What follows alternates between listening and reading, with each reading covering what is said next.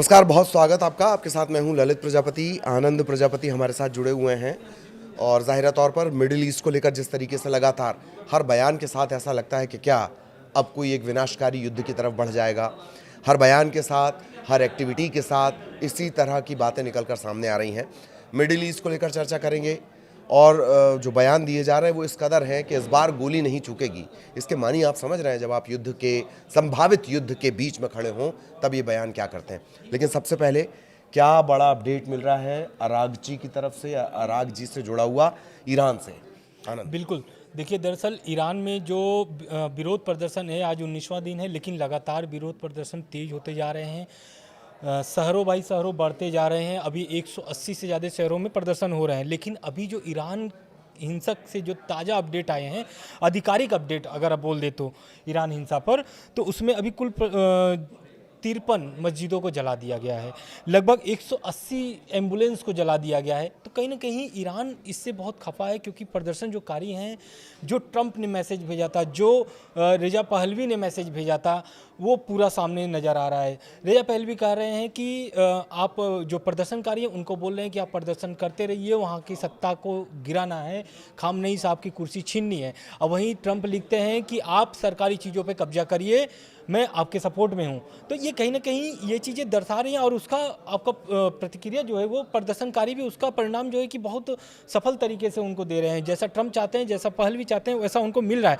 अब इस मामले को लेकर के जो विदेश मंत्री है ईरान के, अब्बास अराक्ची, उन्होंने बहुत कड़ा और बहुत ही एक तरीके से चौंकाने वाला बयान दिया है। इससे ये साफ नज़र आ गया है कि ईरान जो है कि अब हम युद्ध के लिए तैयार है, और युद्ध कर अगर ट्रंप कोई भी गलती करते हैं, क्योंकि अब्बास अराक्ची ने साफ बोल दिया है कि जून वाली अगर आप गलती करते हैं, क्योंकि जून में आपको पता होगा किस तरीके से अमेरिका ने हमला किया था, और उस समय ईरान ने कुछ भी नहीं बोला। हालांकि एयरवेज पे कुछ हमले किए थे, प्रतिक्रिया दी थी, क्योंकि उनको भी अपना देश के बारे में, देश को अपनी जवाब देना पड़ता है, देश की जनता को जवाब देना पड़ता है। लेकिन इस बार जो है ईरान के जो विदेश मंत्री हैं अब्बास अराक्ची, वो बोल दिए हैं सीधे सीधे कि आतंकवादी और विदेशी तत्वों ने ट्रंप को तेहरान के खिलाफ कार्रवाई के लिए, उस्काने के लिए हत्याएं की हैं।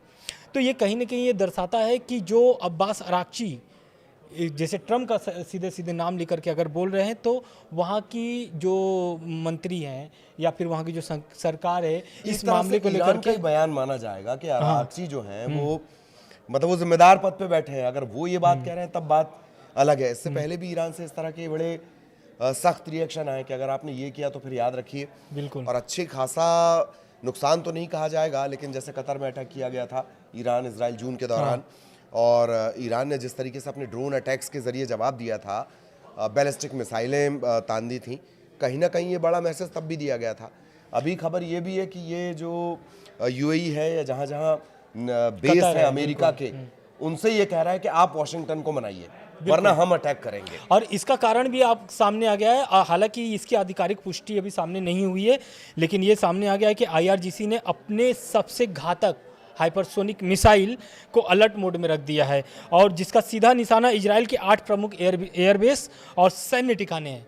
दावा किया भी जा रहा है कि यदि अमेरिका या इजराइल की ओर से ईरान पर कोई बड़ा हमला होता है, तो उसका फतह जैसी उन्नत मिसाइलें जो हैं उससे जवाब दिया जाएगा। तो कहीं ना कहीं ये जो ईरान ने अब कार्रवाई करना शुरू कर दिया, क्योंकि इजराइल की तरफ मिसाइल तानना, ये कहीं ना कहीं ईरान और अमेरिका भी जानता है, और अमेरिका भी ये चीज़ को समझता है कि एक बार अगर हमने गलती कर दी हमला करके, तो इस बार जो है कि ईरान आर पार के मूड में है। खामनेई साहब भी साफ बोल रहे हैं, ट्रंप को भी साध रहे हैं, उसमें पूरे अमेरिका को साध रहे हैं, इजराइल को साध रहे हैं, कुछ मुस्लिम कंट्रियों को भी साध रहे हैं, क्योंकि मुस्लिम कंट्री जो है कि इस मामले को लेकर के अभी तक कोई प्रतिक्रिया नहीं दी है। भले कतर ने इस मामले को लेकर के अमेरिका के पक्ष में बात की हुई हो, लेकिन अभी तक तुर्की भी अमेरिका के पक्ष में ही जा रहा है। वो कह रहा है कि बातचीत करें, बातचीत से, डायलॉग से, ये सब चीजें। लेकिन मुस्लिम देश जो है ना, कि कतर हो या फिर सऊदी अरब हो, यूएई हो, ये लोग अपने एयरबेस को इस्तेमाल करने से मना कर दिया है कि अगर आप यहाँ से अमेरिका को साफ बोल दिया गया कि यहाँ से आप कोई भी हमला नहीं करेंगे।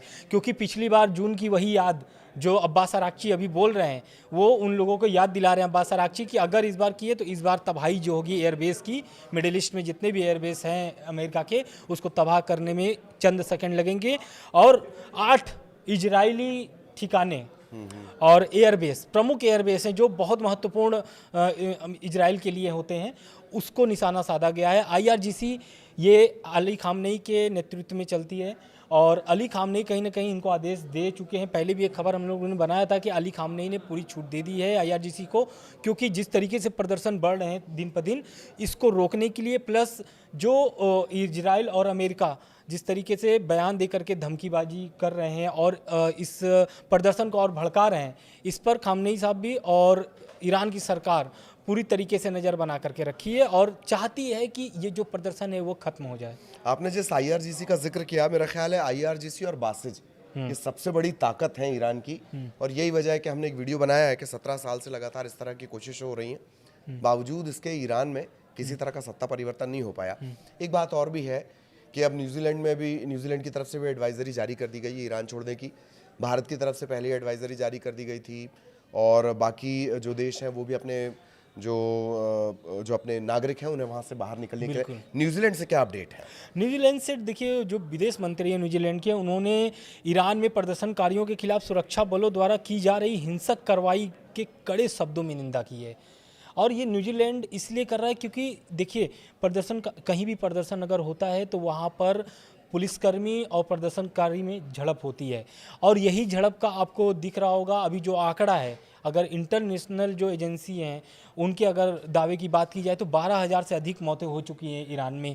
तो कहीं ना कहीं इस पर बहुत सारे जो देश हैं, क्योंकि देखिए ट्रम्प तो पहले दिन से ये बोल रहे हैं कि अगर प्रदर्शनकारी पर कार्रवाई होती है तो इसका अंजाम जो कि बहुत ही विनाशकारी होगा ईरान के लिए। लेकिन अब खामनेई साहब का कहना है कि जो प्रदर्शन कर रहे हैं वो प्रदर्शनकारी ईरान के तो नागरिक नहीं हो सकते हैं, मस्जिद तो नहीं जला सकते हैं। मैंने आपको डाटा बताया कि 53 मस्जिद जला दिए गए, तो ये मुस्लिम तो नहीं हो सकते हैं कि मुस्लिम मस्जिदों को जलाएंगे। और ईरान के लोग कभी भी ये नहीं अपने देश के नुकसान करेंगे। जिस तरीके से सरकारी चीज़ों को नुकसान पहुंचाया जा रहा है, सरकारी संस्थानों पर कब्जे किए जा रहे हैं, तो ये खामनेई साहब शुक्रवार की जो उन्होंने जुम्मे की नमाज होती है उसमें उन्होंने ये प्रसारण, जो सरकारी टीवी उसमें ये बात बोला था उन्होंने। अब जो न्यूजीलैंड का बयान है, न्यूजीलैंड क्या चाह रहा है, न्यूजीलैंड के जो नागरिक हैं ईरान में, उन्हें चाहता है कि वो सुरक्षित तरीके से ईरान छोड़ दें, क्योंकि ईरान में जिस तरीके से ईरानी सरकार प्रदर्शनकारियों पर कार्रवाई कर रही है, कहीं ना कहीं ईरान की जो नागरिक हैं वो भी निशाने पे आ सकते हैं। यही कारण है कि भारत, ऑस्ट्रेलिया, अमेरिका सभी ने इस मामले को लेकर के अपने नागरिकों को एक तरीके से एडवाइजरी जारी कर दी है, और उस एडवाइजरी में ये बोला गया है कि जितना जल्द हो सके उतना जल्द आप ईरान छोड़कर चले जाएं। अच्छा, एक और बड़ा बयान इस बीच आया है। एक तरफ अरागची का आपने जिक्र किया कि वो तो कह रहे हैं जून जैसी हरकत मत करना, बिल्कुल, वरना दिक्कत हो जाएगी। लेकिन जो ईरान के दूत हैं या ट्रम्प के हवाले से बात सामने आ रही है कि अमेरिका हमला नहीं करेगा पर ईरान को भी संयम बरतना होगा।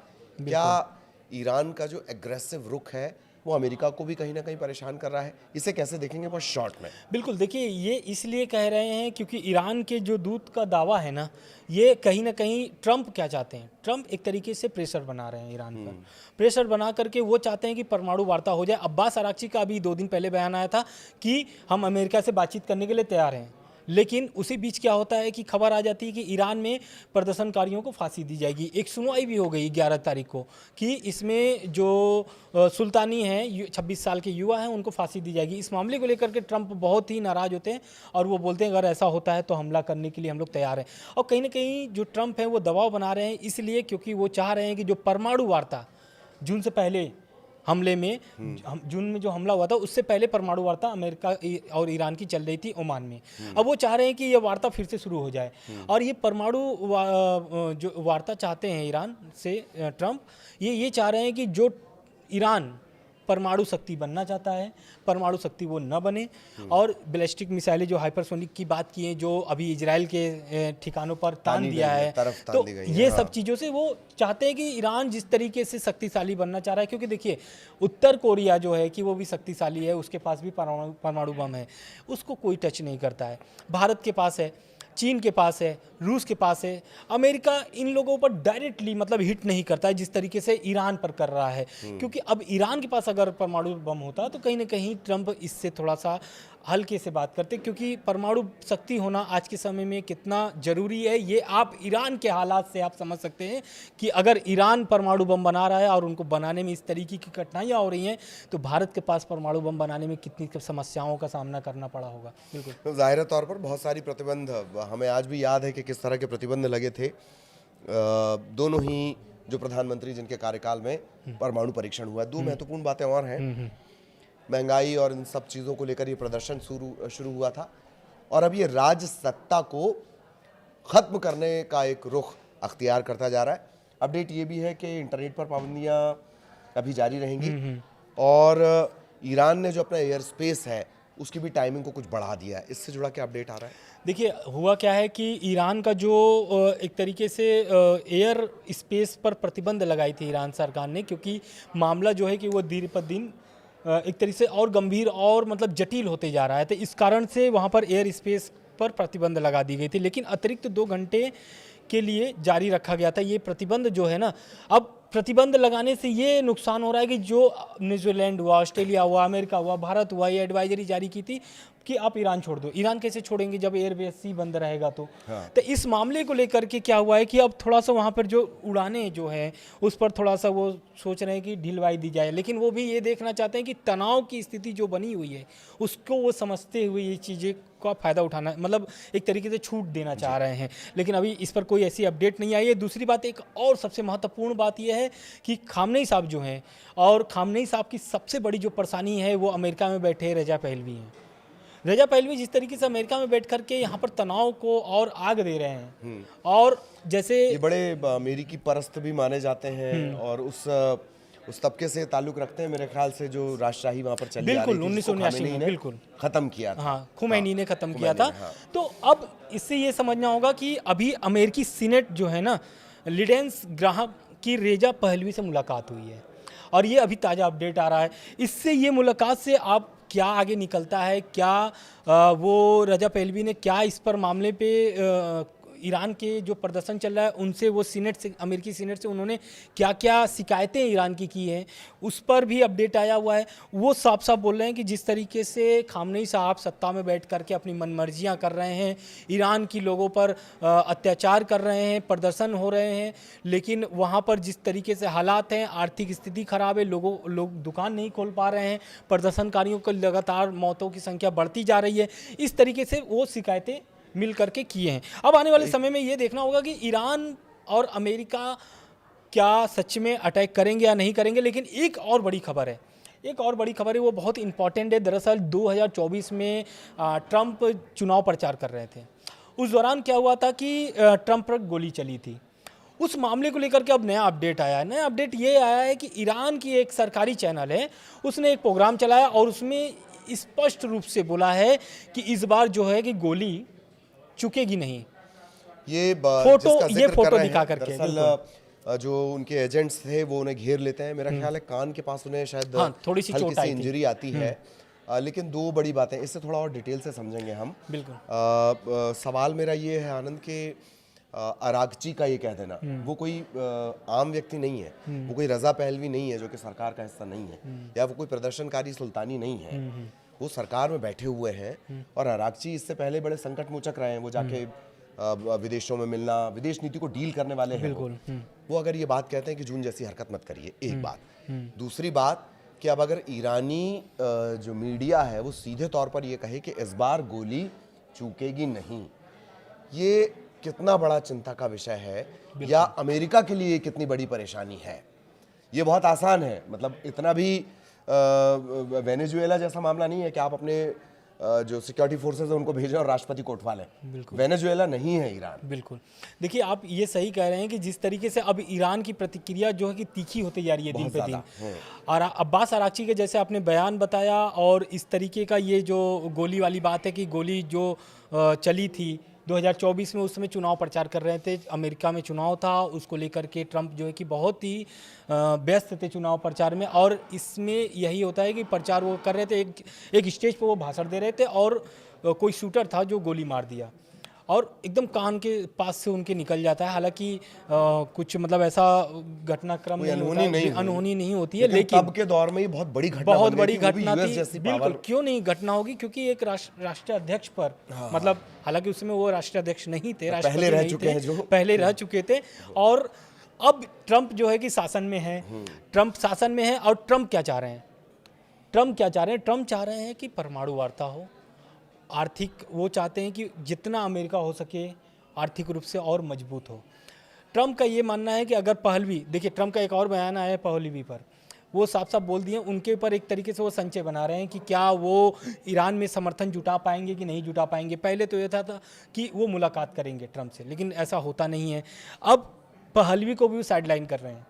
तो क्या सच में ईरान ये अब्बास अराक्ची की जो बयान थी 2 दिन पहले और अब का बयान, और ईरान की जो मीडिया ने इस तरीके से ट्रंप का फोटो दिखा करके वो जता रहे हैं कि इस बार गोली चुकेगी नहीं, तो क्या ये ईरान ने अपने को स्वीकार कर लिया कि ये जो हमला था ईरान ने करवाया था, या इसका कुछ और मकसद है। हालांकि इसका कोई अभी डिटेल में कुछ ऐसी नहीं आई है। ट्रंप का भी इस पर अभी बयान नहीं हो सकता कि आजकल में ट्रंप इस मामले को लेकर के भी बोले, क्योंकि ट्रंप जो है कि ईरान को लेकर के बहुत ही बारीकी नज़र रख रहे हैं और वो चाह रहे हैं कि ईरान से जितना भी जल्द हो सके परमाणु वार्ता शुरू हो जाए। बिल्कुल बिल्कुल। ये मैं अब इसी चीज़ को थोड़ा सा एंगल बदल के, आनंद, ये आपने बताया कि जो प्रेसिडेंट हैं उनको इस तरह से बोल देना, और ईरान ने इससे पहले भी सख्त तेवर दिखाए हैं। बिल्कुल। लेकिन अब जरा इसे ईरान के एंगल से समझते हैं। एक तरफ पहलवी हैं, बिल्कुल, जो राज परिवार से जुड़े हुए हैं और जो अंदर खाने की बहुत सारी बातें जानते हैं। एक वो मुसीबत जिसे हम समझ लें कि वो ईरान को अंदर से, मतलब खामेनेई को अंदर से मुसीबत पैदा कर रहे हैं। दूसरा, पहलवी बोल रहे हैं कि आप प्रदर्शन करते रहिए। दूसरे हैं यूएस के जो ट्रंप हैं, वो क्या कह रहे हैं कि मदद आ रही है, आप प्रोटेस्ट करते रहें।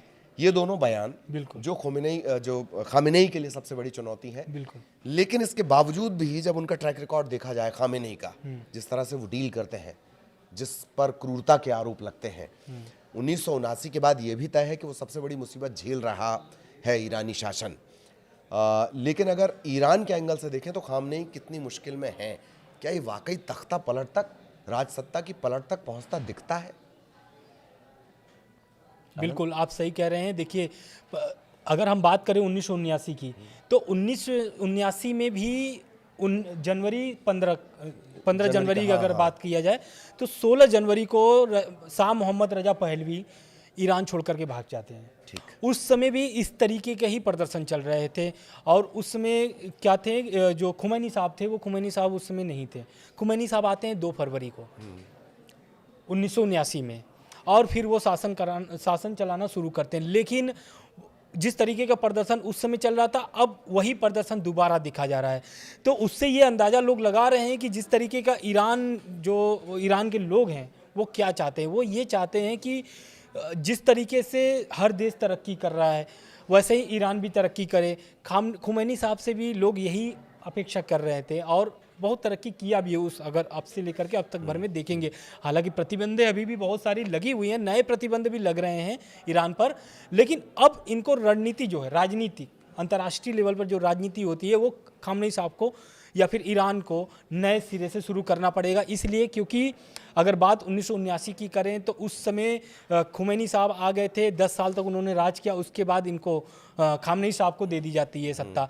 खामेनेई साहब तब से लेकर के अब तक बने हुए हैं, लेकिन खामेनेई साहब हर एक बारीकी को जानते हैं, 1979 को भी जानते हैं, 2026 को भी जानते हैं। तो खामेनेई साहब इस मामले को लेकर के, और बहुत उम्रदराज भी हैं, लगभग 85 साल के ऊपर के उनका उम्र हो चुका है, तो वो बहुत ही एक्सपीरियंस वाले बंदे हैं। अब ये देखना होगा कि क्या ये प्रदर्शन को रोक पाते हैं, क्योंकि देखिए सत्ता परिवर्तन होना वहाँ पर पॉसिबल नहीं है। पॉसिबल क्यों नहीं है? क्योंकि उतनी दिनों से वो ईरान पर शासन कर रहे हैं और विपक्ष उतना मजबूत है नहीं। रजा पहलवी जो है वो पहले से ही अमेरिका में बसे हुए हैं, उनकी वापसी की अभी कोई संभावनाएं नज़र नहीं आ रही है ट्रंप के बयान के बाद से। तो कहीं ना कहीं विपक्ष का वहाँ कोई चेहरा ही नहीं है, चेहरा ही नहीं है। और रजा पहलवी जो है वो ट्रंप भी बोल दिए कि क्या ये समर्थन जुटा पाएंगे कि नहीं जुटा पाएंगे, ये भी संचय बना हुआ था, जो ट्रंप ने साफ बोल दिया है कि एक अच्छे व्यक्ति तो हैं रजा पहलवी, लेकिन उनकी समर्थन वहाँ पर ईरान में जुटा पाएंगे नहीं जुटा पाएंगे, ये मतलब मुश्किल लग रहा है उनको। तो कहीं ना कहीं ये तो जान जाइए कि तख्ता पलट वाली जो बात है वो सिरे से नकारा जा सकता है अभी तक भर में, क्योंकि वहाँ के जितने मंत्री हैं सब अभी खामनेई साहब के समर्थन में खड़े हैं। IRGC उनके नेतृत्व में काम कर रही है। अभी जिस तरीके से ईरान में इजराइल के ऊपर मिसाइलें तानी है, तो कहीं ना कहीं देखिए ईरान जो है कि इस बार ठान लिया है कि सेंटिमेंट वाली बात आ हाँ, जाएगी फिर से कि ईरान ने भी उस तरीके से तैयारी कर ली है कि एयरबेस तो उनकी तबाह करना है। बिल्कुल। एक और लास्ट क्वेश्चन, बहुत शॉर्ट में इसका हम जवाब चाहेंगे। इन सब प्रोसेस में ये बात नहीं है कि खामेनेई पर कोई आरोप नहीं लगते, उनकी IRGC और बासिज पर इतने गंभीर आरोप हैं जिसका आप अंदाज़ा नहीं लगा सकते। IRGC तो एक तरह से वहाँ पे इंफ्रास्ट्रक्चर, उद्योग, बैंकिंग तीनों पर गहरा दखल रखती है। खामनेई जाते भी हैं तो IRGC बतौर माफिया का वहाँ पर रूप अख्तियार कर लेगी। खामनेई पे कितने भी गंभीर आरोप लगे, लेकिन एक बात है ना, आखिरी बार जब तनाव बढ़ा था इजराइल से या जो भी दौर रहा हो, खामेनेई बतौर मोटिवेटर अपने मुल्क को संबोधित जरूर करते रहते हैं। भले वो अंडरग्राउंड हो गए थे, लेकिन बतौर मोटिवेटर वो सपोर्ट करते रहे। अभी भी वो सारी रणनीति बनाना और इस प्रोटेस्ट को कुचलना ही हम इसे कहेंगे, प्रोटेस्ट को कुचलने में लगातार एक्टिव है, लेकिन वो कहीं भागते या गायब होते नजर नहीं आते। बिल्कुल, क्योंकि देखिए खामनेई साहब का ईरान में तो है ही, समर्थक उनके बहुत सारे हैं, लेकिन बाकी मुस्लिम देशों में भी अगर आप देखेंगे तो उनके समर्थक जो है कि बहुत ही, अपने भारत में भी बहुत सारे ऐसे खबरें सामने आई थी कि जो खामनेई साहब के समर्थन में बात कर रहे थे। खामनेई साहब क्या चाहते हैं? खामनेई साहब देखिए, अब कल शुक्रवार है, कल शुक्रवार के दिन में आप देखिए वो आते हैं जुम्मे की नमाज पर, वो भाषण हर शुक्रवार को वो देते हैं। अब कल देखना दिलचस्प होगा कि इस पूरे मामले को लेकर के वो हफ्ते भर में जो घटनाएं क्रम हुए हैं क्या उस पर बोलते हैं, ट्रंप पर क्या निशाना साधते हैं, जिस तरीके से IRGC ने इजराइल पर मिसाइलें तानी है तो उस पर क्या प्रतिक्रिया दे सकते हैं, क्या ईरान जो है कि पहले एक्टिविटी करेगी हमले को लेकर के, क्या पहले ईरान हमला कर देगा, ऐसा भी। लेकिन अब देखिए ईरान के जो एक नेता हैं, वो सलाहकार भी हैं अयतुल्ला अली खामनेई के, अली समखानी, उन्होंने चेतावनी दी है कि किसी भी हमले के जवाब में ईरान कतर स्थित अमेरिकी बेस को पहले तबाह करने का प्रयास करेगा। क्यों? क्योंकि देखिए ईरान, अमेरिका जो है ना, सबसे बड़ा अगर एयरबेस है, या फिर पूरे मिडिल ईस्ट को, जहाँ से वो डील करता है, पूरे मिडिल ईस्ट को अगर वो मॉनिटर करता है तो वो है कतर। इसलिए वो सीधे रीढ़ की हड्डी पे मारना चाहते हैं। यही कारण है कि जो बैलिस्टिक मिसाइलें हैं इजराइल के साथ साथ कुछ एयरबेस पर भी निशाना साधा गया है। तो कहीं ना कहीं ये चीज़ जान जाइए, जिस तरीके से ईरान में और अमेरिका में दोनों टकराव तेज होते जा रहे हैं, तो आने वाले समय में हो सकता है कि जून वाले हालात सामने नजर आए।